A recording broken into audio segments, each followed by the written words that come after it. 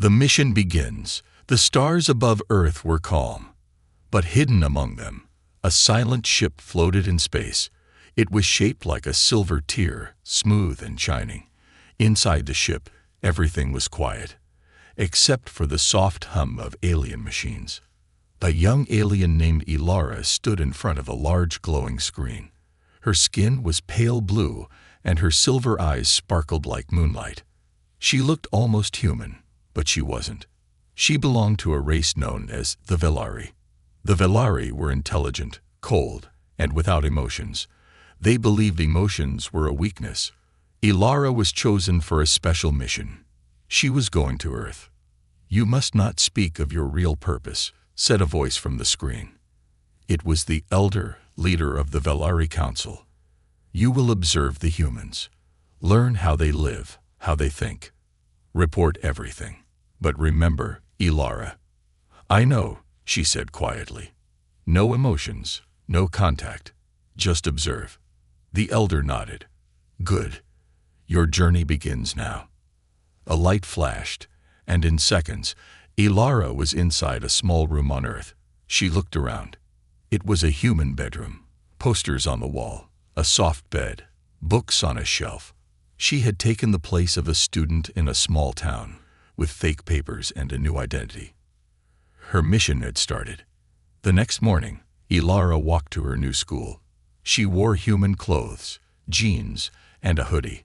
Her hair was black now, and her eyes looked brown. No one could tell she was different. Humans walked past her, laughing and talking. They seemed happy. Elara watched closely. She made mental notes. They smile a lot. They touch each other. They talk loudly. At school, she sat at the back of the class. She didn't speak much. She just listened, watched, and studied human behavior. That's when she noticed him, a boy named Liam. He sat near the window. His hair was messy, and he wore a worn-out jacket. He didn't talk much either, but there was something about him that caught Elara's attention. During lunch, Elara sat alone. Liam walked past her table, holding a tray with only an apple and a small sandwich. He looked at her for a moment and gave a soft smile. Then he sat down across the room. Elara stared at her tray. Something inside her shifted. His smile stayed in her mind longer than it should have. That night, Elara opened her alien journal, hidden in a small device shaped like a wristband. Mission log. Day 1. Humans are louder than I expected. They laugh often. They touch hands. They share food. A boy named Liam smiled at me today. I don't know why, but it made me feel something. She stopped typing. No, emotions are not allowed. Delete it. But she didn't delete it. The next day, it rained. Elara forgot to bring an umbrella. She stood under the school's front roof, waiting for the rain to stop. Other students ran past her, trying to stay dry. Then she heard a voice behind her. "You forgot your umbrella." She turned. It was Liam. He held his umbrella over both of them. "You'll get wet," Elara said softly. "It's okay." "I like the rain," Liam replied, smiling again. They stood in silence for a moment. The sound of rain was soft, almost peaceful. Elara looked up at the gray sky. "Do you miss home?" Liam asked. Elara hesitated. "Yes, but I can't go back yet." He nodded. "Same." They didn't say anything else, but something passed between them, a quiet understanding. Later that night, Elara sat in her room, her heart beating faster than usual. She didn't understand why. She had read about human emotions, but now she was feeling them. Mission log. Day 2.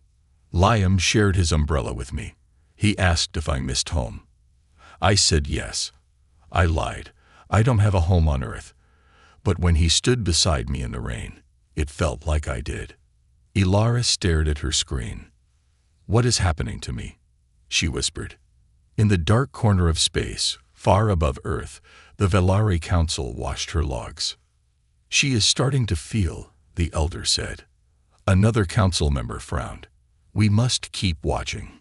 If she fails, she will be brought back. The elder nodded. No emotions, that is the law. But deep inside Ilara's heart, something had already begun to change. And there was no going back. Learning humanity. Ilara woke early the next morning, long before the sun touched the sky. Her mind was restless. Thoughts of Liam kept returning. His smile, his quiet way of speaking, how he had shared his umbrella without hesitation. It was a small act, by human standards. But to Ilara, it felt like something much more.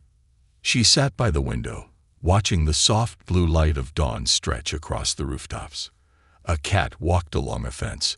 A bird called from a tree. The world of humans was noisy, messy, emotional, and strangely beautiful. She pressed a finger to her wristband and opened her mission log. Mission log, Day 3. Humans show kindness in strange ways. They help each other without asking for anything. They smile at strangers. They cry when they're sad, but also when they're happy. I don't understand it, but I want to.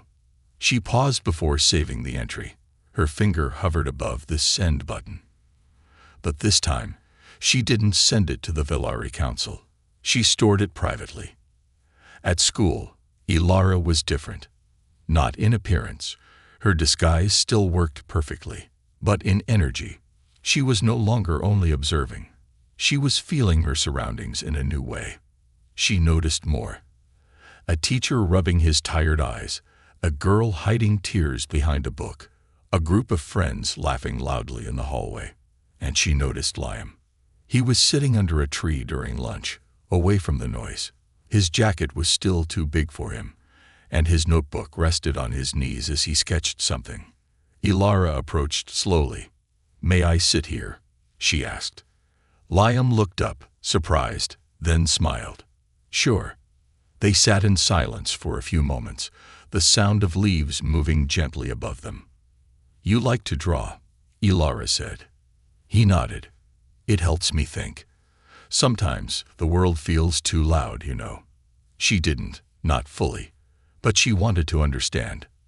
"What are you drawing?" she asked. He turned the notebook around. It was a sketch of the school, but softer somehow, gentler, with warm light and trees that looked like they were breathing. "It looks alive," she said, her voice quiet. "That's the goal," Liam replied. "To make people feel something when they look at it." Ilara blinked. To make people feel something. Her people had spent generations trying to remove feelings. They believed emotions were dangerous, unpredictable. But here, on Earth, emotions were everywhere. And they were beautiful. That night, Ilara walked through town alone. She passed stores closing for the evening, families eating dinner by their windows, laughter spilling onto the streets. She turned a corner and saw something that made her stop. A dog, dirty, limping, scared, was lying beside a trash bin. People walked past without noticing. Some glanced and turned away. But not Liam. He was kneeling beside the dog, speaking softly, offering it a piece of food from his backpack. The dog growled weakly, but Liam stayed calm. "It's okay," he whispered. "I'm not gonna hurt you." Ilara watched from the shadows. No one had told Liam to help. No one was watching him. He did it simply because he cared. The dog finally accepted the food, and Liam gently lifted it into his arms. "I'll take you home," he said. "You'll be okay now." Ilara's chest tightened with something new. Pride. Admiration. She didn't know the word, but she felt it deeply. Back in her room, Ilara stared at her alien device. Her fingers trembled as she typed. Private log. Day 3. Continued. "Today I saw something I can't explain. A boy helped a creature with nothing to gain. No reward. No witness. Just kindness. My people would call it weakness, but it didn't look weak. It looked powerful." She didn't send this log either. Instead, she looked in the mirror and asked herself something she had never asked before. What if they're wrong? What if emotions are not the enemy. Far above the Earth, inside the hidden Villari ship, the elder read Ilara's delayed reports with a frown. "She is hiding logs," one of the other council members said. "She's growing too close to the human," said another. "She must be recalled," a voice hissed. "No," the elder said calmly. "Not yet. Let her continue. The data we receive is valuable." "But what if she changes?" the others asked. The elder turned toward the Earth, his eyes cold. "Then we will change her back." Meanwhile, Ilara walked to Liam's house. She brought food. Not much, just a bag of snacks she saw humans eat. She wasn't sure if it was normal, but she wanted to do something kind. Liam opened the door, surprised to see her. "I brought these," Ilara said, holding out the bag. Liam smiled. "Thanks. That's really nice of you." Inside, the dog was curled up in a blanket, sleeping soundly. It had already started to look better. Safe. Loved. "You saved him," she said. Liam shook his head. "I just helped him. That's what we're supposed to do, right? Help those who can't help themselves." Ilara looked at him for a long time. "Where I come from," she said quietly, "they don't believe in that." Liam raised an eyebrow. "Where do you come from?" Ilara hesitated. "A place far, far away," she said with a small smile. He laughed. "Fair enough." They sat together, the silence between them now soft, comfortable. And deep in her heart, Ilara felt something she had never felt before. She didn't have a word for it, but she knew it was human. Breaking the rules. The days on Earth passed faster now. For Ilara, each moment with Liam felt like a new page in a book she didn't know existed before. It was strange. How her chest felt tight when he laughed, or how her heart sped up when he looked into her eyes for just a second too long. She wasn't sure what this feeling was, but she knew she didn't want it to stop. But this feeling came with a cost. Back in space, the Villari ship floated silently in orbit. Inside, red lights blinked on Ilara's console. Emotion levels detected. Rising. The system logged her unusual behavior, her decision to stop reporting regularly, the missing mission logs, the emotional words in her private files. But Ilara didn't know the council was watching closely now. She didn't care. For the first time in her life, she felt alive. One evening, while walking home from school together, Liam suddenly stopped. "Wait, hold on," he said, frowning and flexing his fingers. "What is it?" Ilara asked. "My hand," he muttered. "I scraped it this morning helping someone move boxes at the shelter. Now it stings." He held it up. A long, shallow cut ran across the back of his hand. It was red, slightly swollen. Without thinking, Ilara gently took his hand in hers. "You shouldn't touch it. It might be infected," Liam said. Ilara ignored him. She pressed her thumb against her bracelet. A soft blue light glowed beneath her skin. She whispered something in her native language, a soft, musical hum. Liam's eyes widened. He felt a warm tingle run through his skin. The wound slowly faded, disappearing like sand in the wind. Liam pulled his hand back, confused and amazed. What did you just do?" Ilara froze. She hadn't meant to reveal anything. It had just happened, like instinct. She started, but no words came. Liam stared at her, his voice quieter now. "You're not like the others, are you?" Ilara looked down. "No, I'm not." Later that night, she stood in her room, staring at herself in the mirror. The human disguise she wore, brown eyes, dark hair, was still perfect. But something inside her was breaking apart. She had healed a human. She had used forbidden alien technology. She had let someone see who she really was. And most dangerous of all, she had cared. Her people had strict laws. Never interfere. Never heal. Never feel. And she had broken them all. She activated her wristband and opened a hidden interface. The soft red light blinked. "Warning. Mission compromised. Emotional contamination detected. Ilara took a deep breath. For the first time, she recorded her truth. Private log, day 5. Today I healed Liam. He knows something is different. I don't want to lie to him anymore. But if the council finds out, they'll come for me. Still, I would do it again. Because when I saw pain in his eyes, I felt it in my own heart. She sent the log to herself, but not to the council. This secret was hers alone. The next day at school, Liam didn't say much. He watched her from a distance, his face thoughtful, unsure. After class, he caught up with her near the library. "Who are you really, Ilara?" She opened her mouth, but someone passed by, and she paused. "Not here. Not now." "Come with me," she said quietly. They walked far out of town, to a place where the forest grew thick and green. Birds sang in the trees, and the wind moved softly through the leaves. In the middle of the woods, she stopped. Ilara looked around to make sure no one was nearby. Then she deactivated her disguise. Her brown eyes turned silver. Her pale skin shimmered softly under the sun. Tiny glowing lines traced along her cheeks and arms, ancient markings of the Velari. Liam's mouth opened in shock. "You're not human." "No," she said. "I was sent here to study your kind. But something happened. You happened." He looked at her for a long time. "Why didn't you tell me?" "Because I wasn't supposed to feel anything. But I do. I feel everything when I'm around you." He took a step back, unsure. "I need time," he said softly. She nodded. "I understand."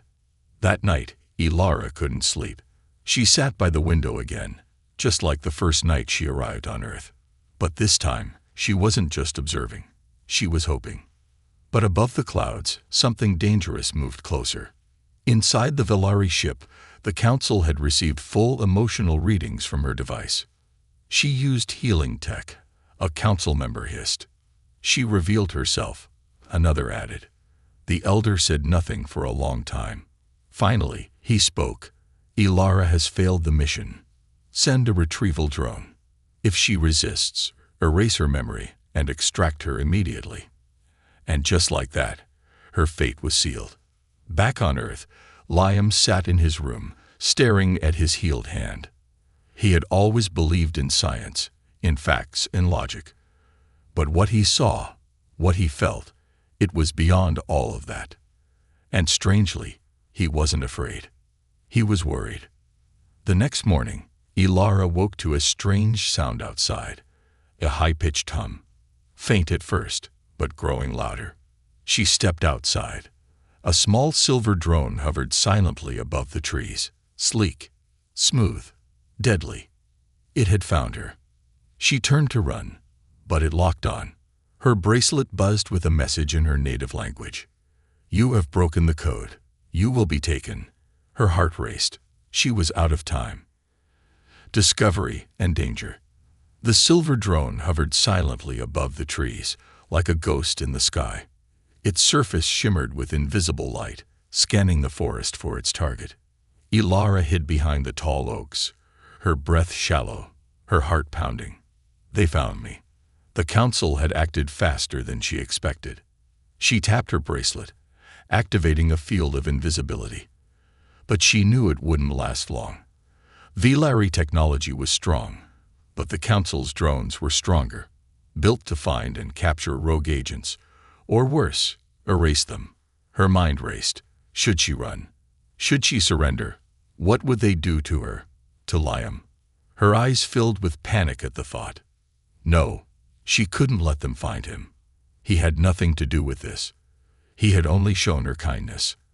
And now, because of her, he might be in danger.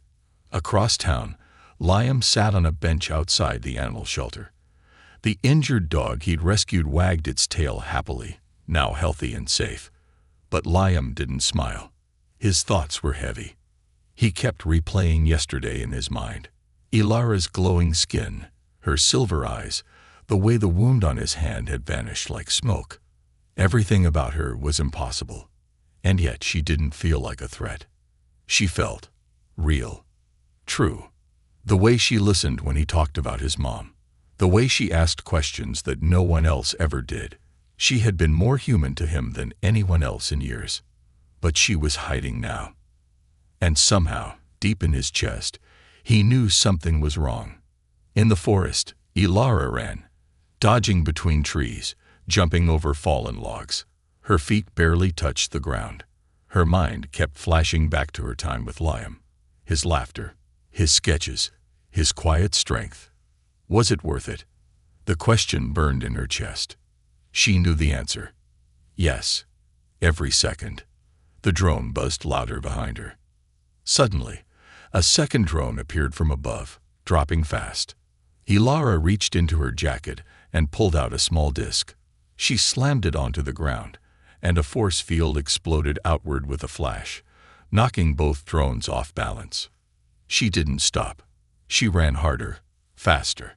Then, suddenly, pain exploded through her back. A stun pulse. One of the drones had locked on and fired. Ilara fell to her knees, gasping. Her vision blurred. Her limbs felt heavy. Her bracelet buzzed again. Prepare for memory erasure. Return to ship in 60 seconds. She screamed, not out of pain, but out of fear. Not for herself. For Liam. At that moment, Liam's phone buzzed. A strange message flashed across the screen. Goodbye. I'm sorry. Please forget me. Ilara. He froze. Something was terribly wrong. Without a second thought, Liam ran. He didn't know where to go. He just followed his heart. He ran through the streets, across fields, into the trees where she had taken him before. And then he saw it. A silver glow deep in the forest. He ran faster. Ilara struggled to her feet, sparks dancing from her bracelet. The drones circled slowly, their lights blinking. Target locked. Begin erasure. A cold beam of energy lit up between them. She closed her eyes. But then, ELA. The voice tore through the silence like a lightning bolt. Her eyes snapped open. Liam. He burst through the trees, eyes wide, chest heaving, panic written across his face. The drones shifted toward him. Ilara screamed, no. With all her remaining strength, she leaped between Liam and the drone. Her body lit with a protective field. The stun beam bounced off her shield, shaking the air. Liam stared in horror. What are those things? Ilara gasped. They came for me. They want to erase my mind. Why? Because I felt too much. The drone aimed again.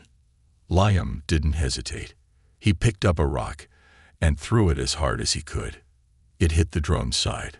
Not enough to damage, but enough to distract. Ilara used the moment. She slammed her bracelet into the ground, triggering a last resort EMP pulse. It exploded in a wave of white blue light. Both drones dropped to the earth like broken toys. Smoke rose from the grass. Silence returned. Liam looked at her, eyes full of fear and confusion. Ilara, what's going on?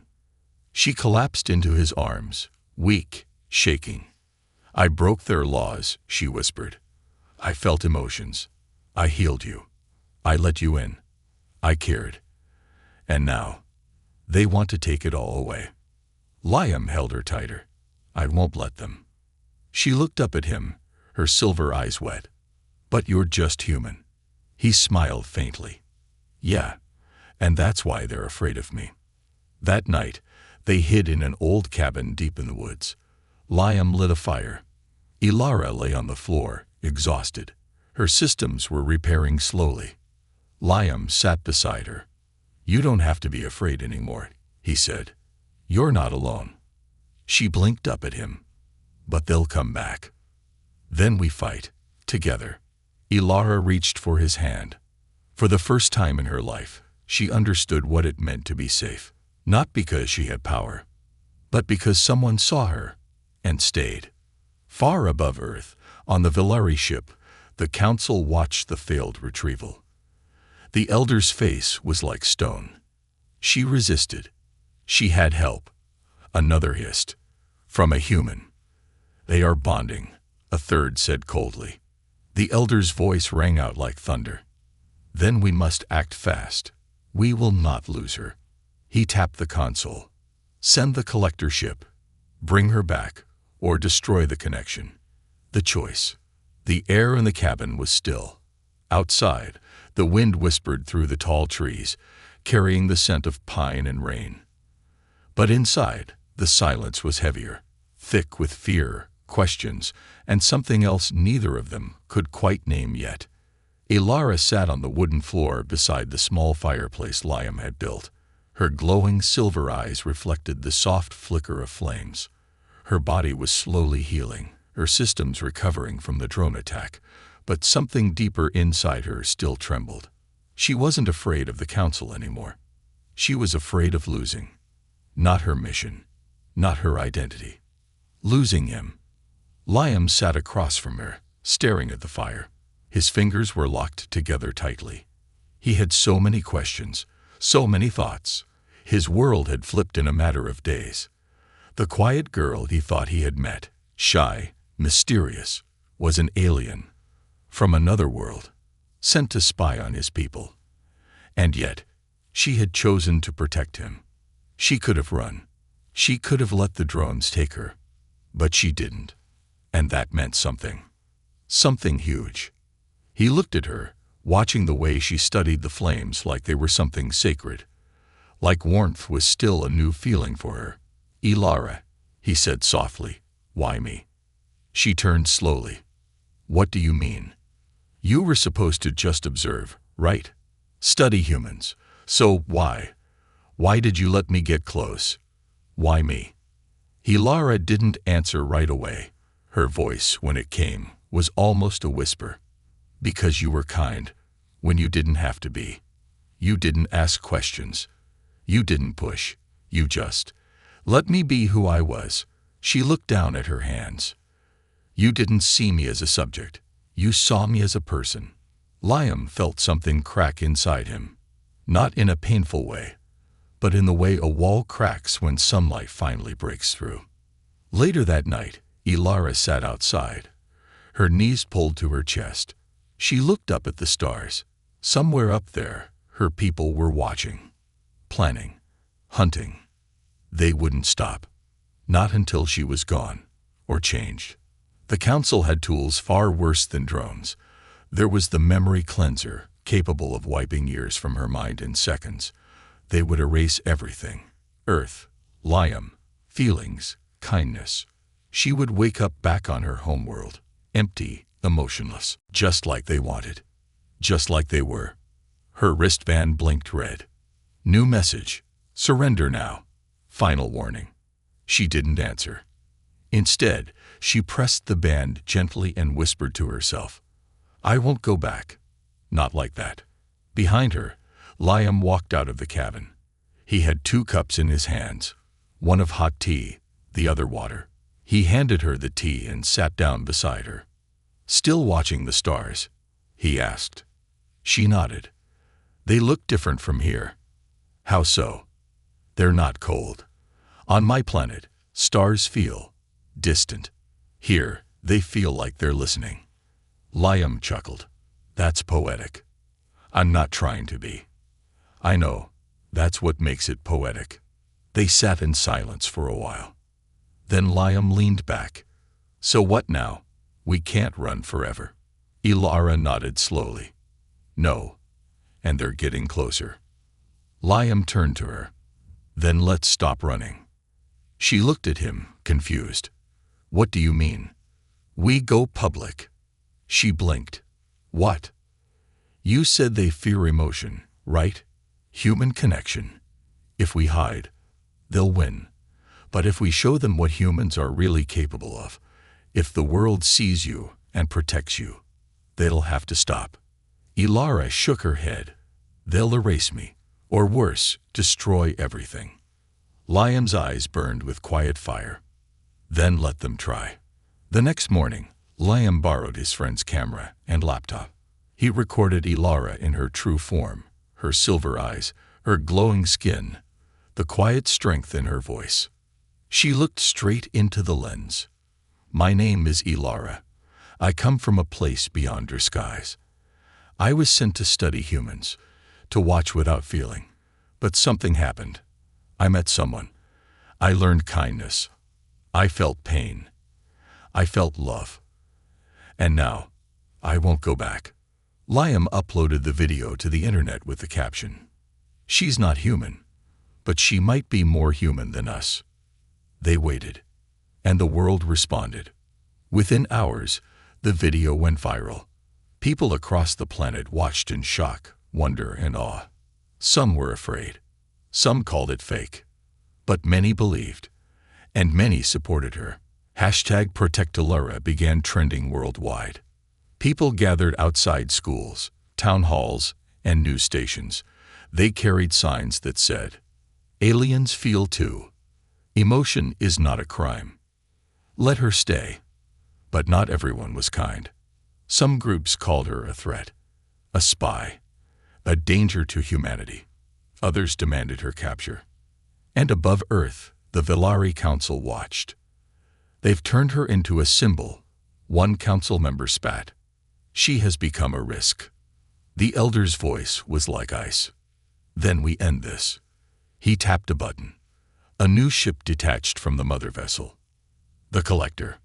A massive black cruiser designed for one purpose only: capture or destroy. Back on Earth, Ilara and Liam were standing in a field just outside town. Dozens of people were now protecting her. Volunteers, teachers, students, farmers, families, humans. No weapons, just presence, just love. Then the sky darkened. The Collector appeared like a falling shadow, blocking out the sun. Its engines shook the ground. A deep voice echoed from the sky. "Step away from the alien. This is your final warning." Ilara took a step forward, but Liam grabbed her hand. "You're not alone." She looked at the crowd behind her. All the people she didn't know, standing for her, not because she was human, but because she felt like one of them. And in that moment, she made her choice. "No," Ilara said, her voice calm but clear. "I won't go back. Not as someone empty. Not as someone you control." The voice from the ship crackled with anger. "Then you leave us no choice." The ship's weapons began to charge. The humans didn't move. They stood their ground. She changed everything. The Collector ship hovered in the sky like a monster made of metal and shadow. Its surface pulsed with dark energy, and its deep voice echoed across the land like thunder. "Step away from the alien, or be neutralized." Hundreds of people stood in the open field. They didn't carry weapons. They didn't wear armor. They held only signs, hope, and a belief that kindness was stronger than fear. Ilara stood at the front, glowing softly in her true form. Her silver eyes were filled with sadness, but also something stronger than fear: purpose. Beside her, Liam held her hand tightly. He wasn't shaking anymore. He wasn't confused. He knew what she meant to him now, and he knew what was at stake.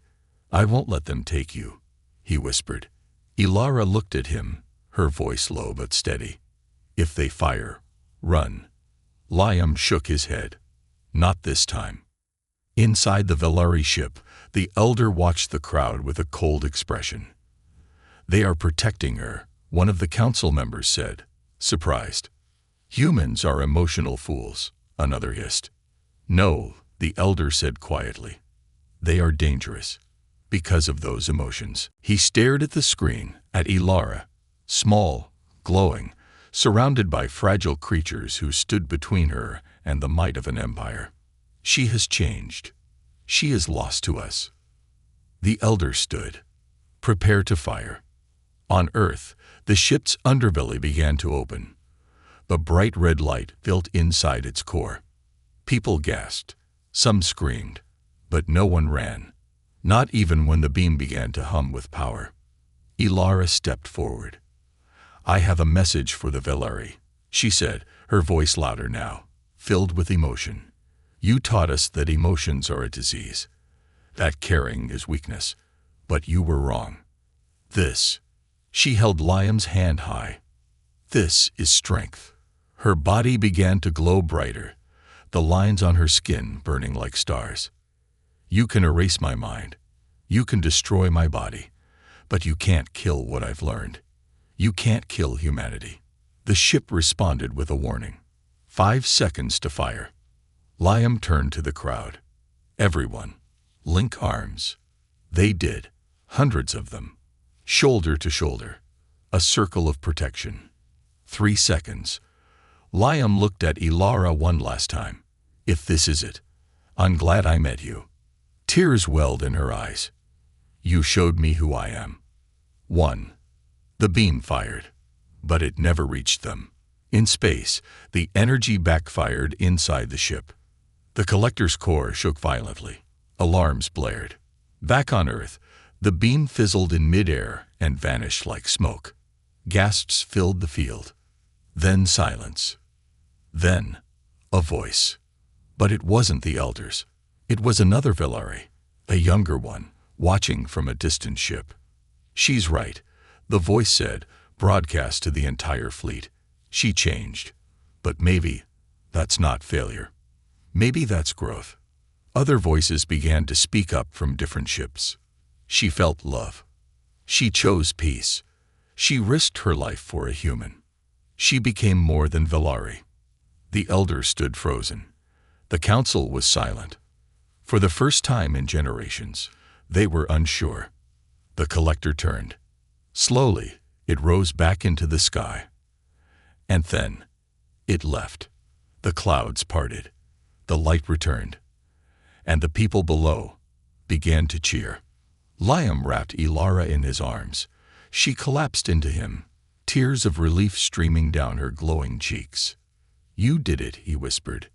"No," she said, smiling softly. "We did it." Days passed, then weeks. Ilara stayed on Earth. The council never returned.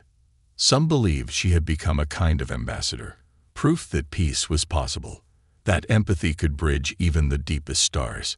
She and Liam were no longer a secret. People all over the world knew her story now. And more importantly, they felt it. They saw what emotion could do. They saw how love could rewrite laws, break programming, and challenge entire civilizations. One night, months later, Ilara sat beside Liam on the roof of his house. The stars above were clear, shining brighter than she had ever seen.